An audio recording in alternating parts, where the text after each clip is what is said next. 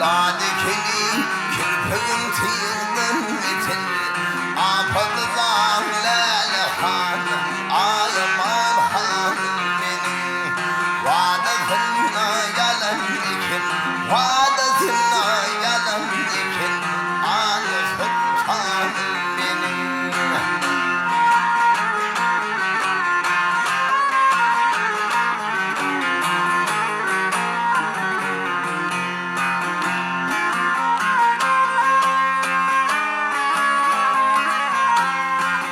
Giydim bedeni canıma kazıydım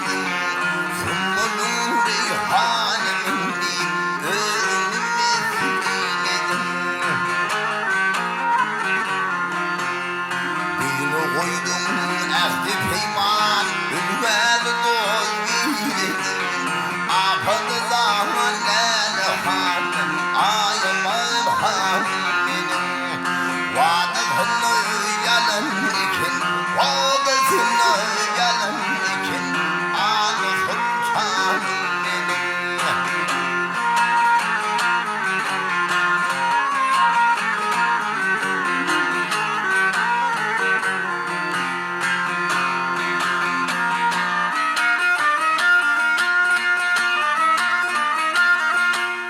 Ay hey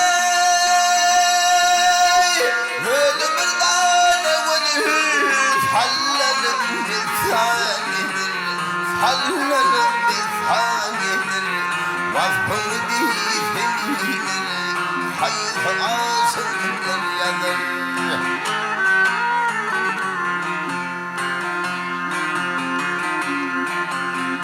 Şanını lisan okuyup Asını gayinadır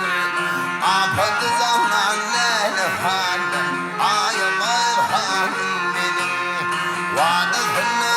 yalan dikin Vadasını yalan dikin Anı sultanım benim